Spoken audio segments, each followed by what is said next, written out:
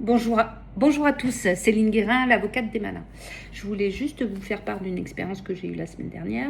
Il a fallu que je le digère, c'était assez difficile. Comme vous le savez, moi je m'entretiens avec des salariés qui sont en souffrance dans l'entreprise. Et là, je suis un client qu'on va appeler Arthur, qui est en arrêt depuis plus de 2 ans, qui a vraiment vécu des moments très difficiles en entreprise. Et donc là, qui est sur le point de trouver une issue pour sortir de tout ça avec son employeur. Il a fait appel à moi pour que je l'accompagne. Et donc voilà, ça fait plusieurs mois qu'on échange. Donc il y a vraiment une relation de confiance qui s'est tissée.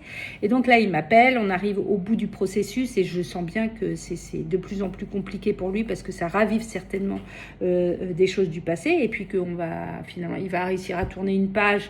Mais voilà, psychologiquement, c'est certainement pas simple. Et donc là, je l'ai au téléphone, complètement dépassé par les événements.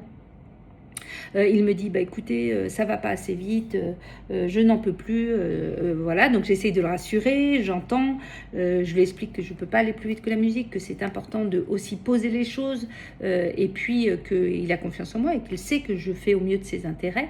Et le discours va crescendo, j'ai du mal à l'apaiser et surtout ce que j'entends, c'est une extrême souffrance. Plus il parle, plus il verbalise vraiment sa souffrance. Et donc à un moment donné, je lui dis, est-ce que vous avez revu votre médecin traitant? Non, je ne peux pas le voir rapidement. Est-ce que vous avez revu votre psychiatre? J'ai arrêté le suivi. Et puis d'ailleurs, on a diminué les médicaments. Mais d'ailleurs, je sens bien que je n'en peux plus, qu'il faudrait faire quelque chose. Donc là, à un moment donné, j'ai dit, écoutez monsieur, là c'est stop. Le dossier, je sais le gérer. Je vais le gérer au mieux de vos intérêts. Ça, c'est une certitude. Maintenant, vous, votre job, c'est de penser à vous. Là, vous êtes en extrême souffrance. Je l'entends. Il me dit, bah oui, j'en ai parlé à ma famille. Et je dis, mais votre famille, peut-être qu'elle ne peut pas entendre, peut-être qu'elle n'est plus en capacité, peut-être qu'elle elle-même est dépassée. Donc je lui dis, là, il faut absolument que vous vous fassiez aider, ça n'est pas possible. Et j'ose effectivement lui poser la question, est-ce que vous avez des idées suicidaires? Et là, aussitôt, il me dit, bah oui, bien sûr que j'ai des idées suicidaires, comme si c'était une évidence.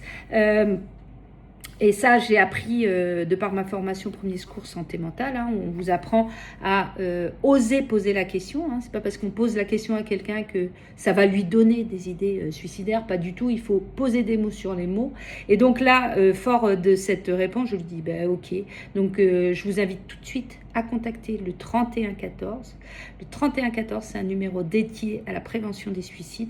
Je dis, appelez-les tout de suite. Ils vont vous aider. Ils sont formés pour ça.